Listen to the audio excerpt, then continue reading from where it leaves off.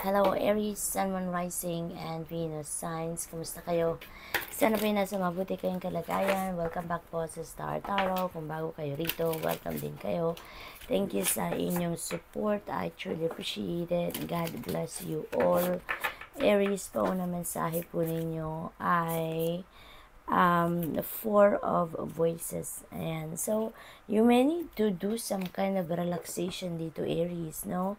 Yan ang sinasabi nito, na kailangan mo na magpahinga, kailangan mong mag-reflect, kailangan mong mag-recharge, muni-muni, kailangan mo na mag-step back ng kahit saglit lang sa kung ano man ang inyong pinagkakabisihan. You may be stressed out physically, mentally, emotionally din dito. Kaya naimbitahan ka dito na magpahinga ka, no? Kailangan mo na mag-purify or mag-detoxify ng sarili mo, ng katawan mo, ng isip mo, ng damdamin mo. Kasi maybe you have too much on your mind, no? Parang siguro ang dami mong iniisip sa ngayon, ang dami mong pinag-iisipang mga bagay-bagay sa ngayon. Maybe you are making a decision and you can't make a decision right now. Parang ganon. Kasi nga, punong-puno siguro yung isip ninyo ng kung ano-ano, Aries. No? Kaya, kailangan mo na mag-detoxify ng sarili mo ngayon so that you can let go anything na alam mo yun, yung nagpapabigat lang sa isip mo, nagpapasigip lang ng dibdib mo, yung mga gano'n, no? Ang iba sa inyo dito, Aries, kailangan na magpahinga lang, no? Maaring kailangan mo lang ng power nap, kailangan mo lang dito ng kumain ng nutritious food, kailangan mong mag-meditate, yung ganun ba, no? So, depende sa inyong sitwasyon. You'll be able to feel that, kung ano yung kailangan ng inyong katawan, kung ano yung mananawagan din sa inyo yung inyong katawan dito, Aries. So, we have 7 of inspiration, and so you may need to do some kind of reflection dito, at nang malaman ninyo kung ano yung kailangan ninyong gawin, ano? Kasi maaaring meron dito mga halhamon sa buhay na kinakaharap kayo, and maybe naguguluhan kayo. Are you going to face it squarely and fight for it, or kailangan mong deadmahin, di ba? Depende sa inyong sitwasyon. Nalalahanin ninyo, Aries, na may mga laban sa buhay, may mga hamon sa buhay na kailangan nating harapin, at meron din namang mga laban sa buhay na it's not worth fighting for. So, kailangan na lang natin deadmahin, hindi ba? So, you may need to do some kind of reflection dito para pag-isipan ng mga bagay-bagay na yan. Kasi maaaring may mga taong nangi-intimidate sa inyo ngayon, maaaring may mga taong naiinggit sa inyo sa ngayon, and maybe mayroon kayong nararamdaman or meron kayong napapansin na may mga ganong klaseng ganap sa paligid ninyo. That's why you need to figure out kung ano yung mas nararapat ninyong gawin. Dededmahin nyo na lang, lalabanan ninyo, haharapin ninyo yung mga ganon, ano? So, you may need to do some kind of reflection para mapag-isipan ninyo kung ano ang mas makakabuting gawin. We have 9 of inspiration, and don't give up. No, don't give up. May mga sitwasyon siguro kayo dito na kailangan ninyong ipagpatuloy ang laban. Maaaring meron kayo dito mga endeavor na ginagawa, and maybe it is getting difficult, no? Maaring nahihirapan na kayo sa ngayon, maaring ganoon. At kailangan ninyong ipagpatuloy lang, 'di ba? Kasi you've come this far, no? Yun ang sinasabi ng 9 of inspiration. You've come this far. You've exerted a lot of effort na dito. Pinagbuhusan nyo na to ng maraming oras, panahon, atensyon, ano? At para gumive up lang kayo. Para isantabi nyo lang ito. Para ipagwalang bahala, no? Yung mga ganon. Kaya yung parang inimbitahan kayo dito na continue to persevere, continue to work on it, kung ano man ito mga endeavor na to, at huwag kayong susuko dahil sayang naman ng oras, effort, and even resources na ginastos na ninyo sa pagkakataong ito. Okay? So, tignan natin kung ano ba ang ganap for Aries. We have 5 of materials.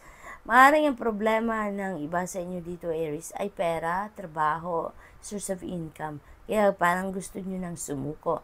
Maaaring kailangan ninyo dito ng resources, more money, no, dito sa kung ano man endeavor na to, and now parang nawawalan kayo ng pag-asa. And you know what, Aries, kung ano yung kailangan ninyo sa ngayon, if it is for your highest good, no, kung ano man ang pinagkakabalahan ninyo ngayon, if it is for your highest good, if it is meant for you, talaga na marating ninyo ang tagumpay, wala kayong dapat ipag-alala. Kapit lang kayo sa hope and faith ninyo, at kung ano yung best para sa iyo, yun ang mangyayari. Dadating at dadating ang solusyon sa inyong problema. Kung kulang ng pera, breakthrough will come in, no? Financial help or financial support, financial assistance will come in, Hindi kayo papabayaan ng Divine Universe dito if this is meant for you. Kaya kapit lang kayo, keep your hope and faith alive sa puso ninyo and hope for the best. Huwag kayong mag-negative thought dito, huwag kayong mag-negative emotions dito, dahil mas lalong lang bibigat ang dalahin ninyo dyan. That is negative, kaya magiging barrier yan between you and your success, between you and the blessings, between you and the support, na dapat parating sa inyo coming from the universe. Kaya instead na mag-negative mag-negative attitude kayo dito, or mag-negative thought kayo dito, hope for what is best to come, umasa kayo, nagaganda ang inyong sitwasyon, umasa kayo na makukuha ninyo kung ano yung kailangan ninyo dito para maipagpatuloy ninyo ang inyong journey. Okay? So what else? We have a page of materials. Ayan. So this is really beautiful, ibig sabihin nito may good news na parating, may mga magagandang balita, may mga impormasyon, tip, mga ganon, na parating sa inyo, na linked yan sa money, career, and finances ninyo. Okay? Yung page of materials energy na yan is news coming in na maaaring yan ang makatulong sa inyo dito sa Five of Materials energy, dito sa scarcity of money ninyo, sa problema ninyo pangkaperahan. This could be it. This could be the financial breakthrough na hinihintay ninyo dito, Aries, na makakatulong sa inyong masolve kung ano man ang pagkukulang ninyo ngayon, lalo-lalo na pagdating sa pera. Okay? This could be a financial opportunity, financial blessing. This could be anything linked sa money, career, and finances. Okay? Tingnan natin kung ano ang final message ni Aries. We have angel number 0909. There's new beginnings, Meron kayong pagsisimula dito, bagong opportunity to fresh start sa ngayon. So, there could be out there, an opportunity could be out there that might be a game changer. So, it feels like to me na yung parating na balita sa inyo, this is it. Ito yung kasagutan dito sa kulang dito sa inyo sa Nine of Inspiration and Five of Materials energy. So, merong opportunity dito, a great chance for you para makabangon or para maipagpatuloy ninyo ang journey ninyo, kung ano man itong pinagkakabalahan ninyo. This is going to change the course of this situation sa buhay ninyo. So, this is really good, Maaring ito yung magsisimula ng bagong path para sa inyo, or maaring maghahati dito ng bagong opportunity sa inyo para makita ninyo ang mas marami pang opportunity na maaring ipinapadala sa inyo ng universe. So, good luck. And that's all I have for you for today. Thank you for watching. Love and light. Namaste. Hello, Leo, Sun, Moon, Rising, and Venus signs. Kamusta kayo? Sana po yung nasa mabuti kayong kalagayan. Welcome back po sa Star Tarot. Kung bago kayo dito, welcome din kayo. Thank you sa inyong support. I truly appreciate it. God bless you all. Tingnan natin ang mga mensahe ng Leo. Kung ano mensahe po ninyo ay Queen of Inspiration. Ayan. So, this is really beautiful. This is about abundance. This is you working so hard dito para ma-achieve ninyo or marating ninyo kung ano man yung mga gusto ninyong ma-achieve, kung ano yung mga gusto ninyong ma-accomplish dito, Leo. You are going to be very focused, determined ngayon, sa kung ano man yung vision ninyo, kung ano man yung iniisip ninyong mangyari, sa buhay ninyo. So, this could be leadership role then, for some of you.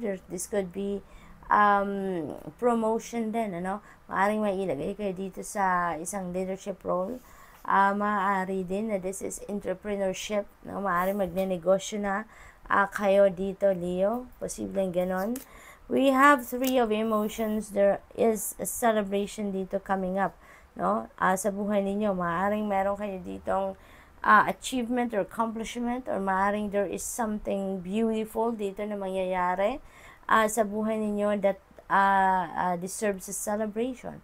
Maaaring ganun ang ganap dito. Posibleng ang isi-celebrate ninyo dito is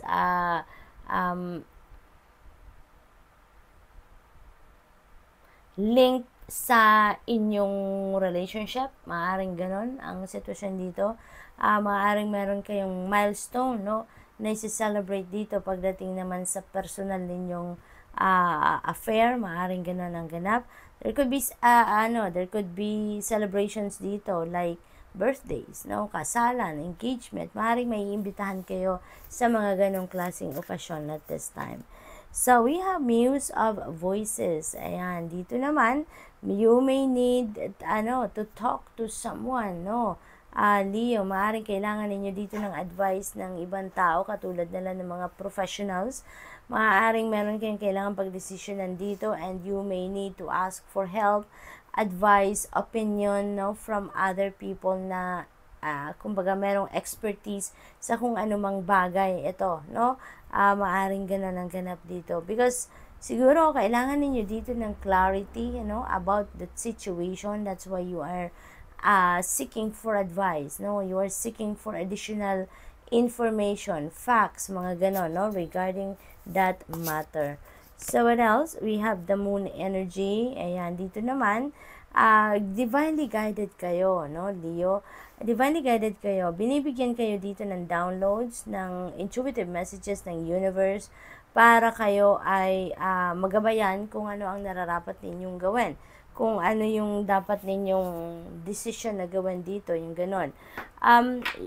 There is also some messages dito that might come in through your dreams as well. Leo, maaaring yung panaginip ninyo naglalaman ng mga mensahe na makakatulong din sa inyo sa pag-navigate ng inyong mga sitwasyon sa ngayon. Kaya pay attention also to your dreams.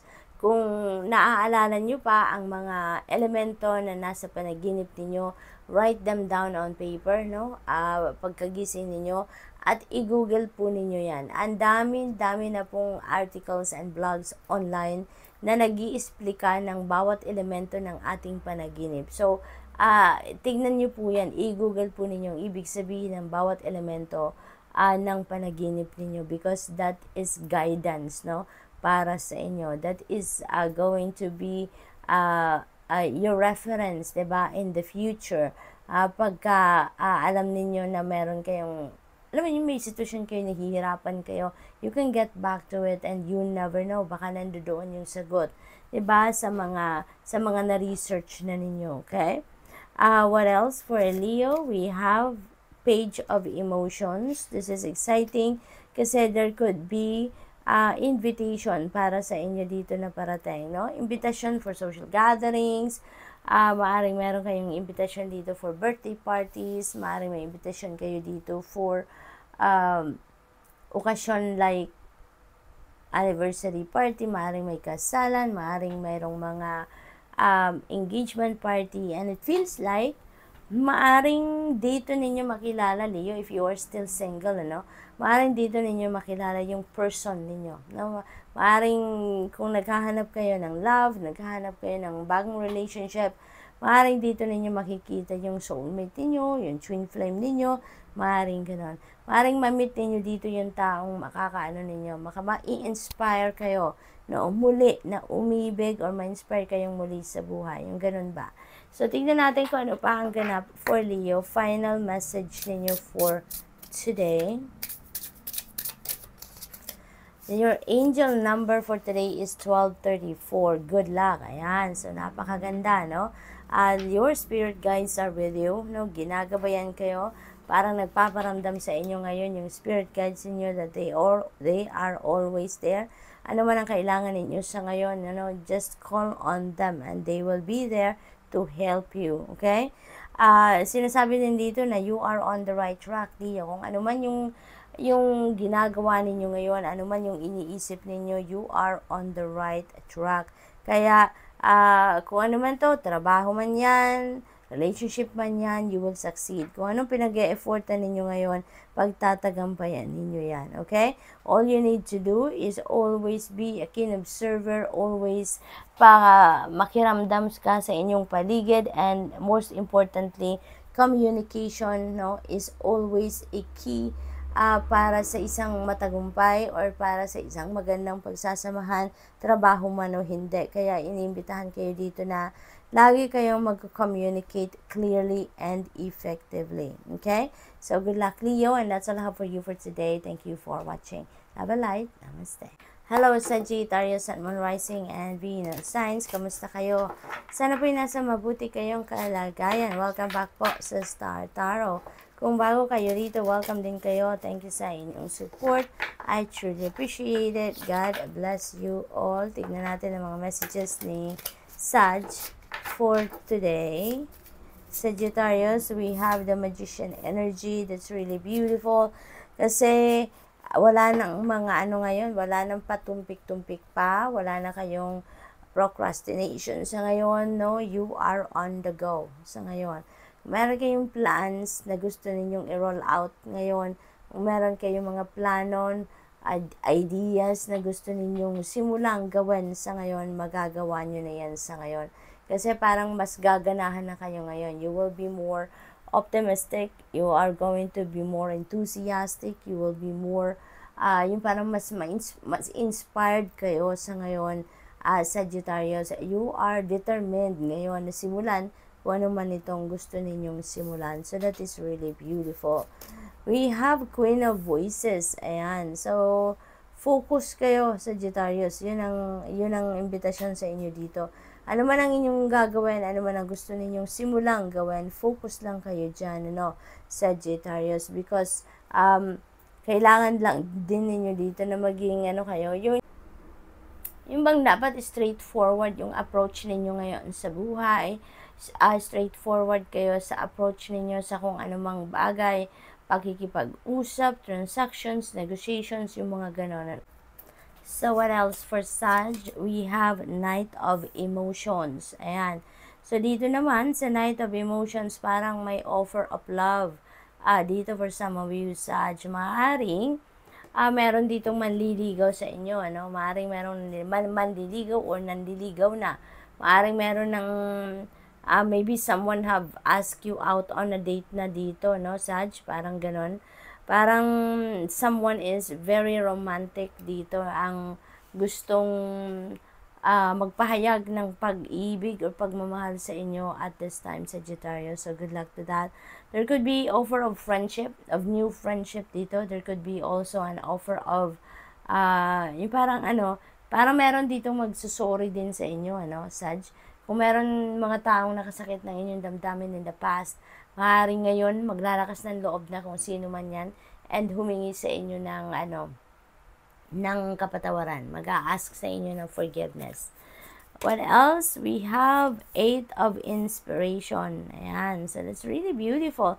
This is travel, Dito sa Sagittarius, maaaring may mga travel plans ang iba sa inyo sa ngayon. At maaaring international travel yan. Maaaring malayo-layo ang pupuntahan ng iba sa inyo dito, Sag. Kaya good luck to that. Posible din dito na mayroong mga opportunities na parating.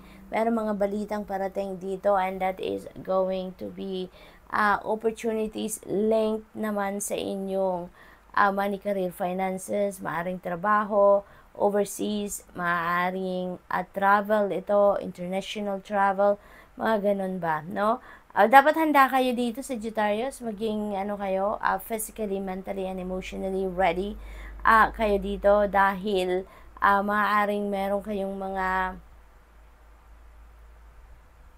opportunity ngayon na parating na kakailanganin ninyo na bigyan agad ng atensyon, pagdesisyonan agad, yung mga ganun ba, Kaya dapat ready kayo agad-agad, para parang hindi na to kayo bibigyan ng pagkakataon dito na pag-isipan pa ng matagal, magdiskarte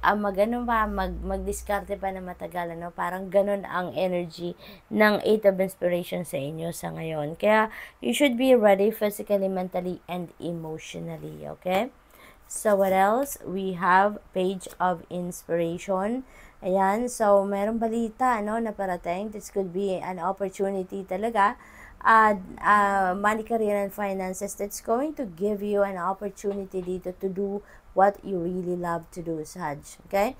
Yung Page of Inspiration na to, this could be something na, alam mo yun, maghahatid sa inyo ng prosperity and abundance because this is kind of job or career or business opportunity na gusto niyo.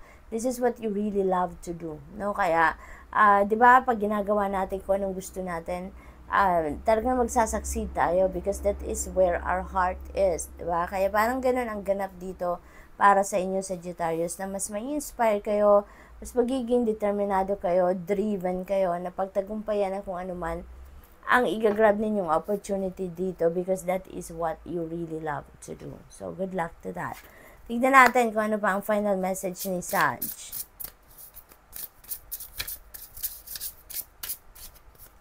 We have angel number 1441, unique skills. And so, it's that time of intense self-development, okay? So, focus your mind on your craft. You already have what it takes to succeed, but practice makes you a master. It also serves to find your true purpose. Leveling up in your career or business is of priority right now. So, most likely talaga kung ano yung opportunities na parating dito sa Page of Inspiration and Eight of Inspiration, that could be in alignment with your purpose, no? Parang ito talaga ang lugar ninyo kung saan dito kayo magiging happy, fulfilled, joyful, yung gano'n. Kaya, so, most likely, nasa linya ito ng inyong karera or negosyo or trabaho. So, good luck, Sag. And that's all I have for you for today. Thank you for watching. Love and light. Namaste.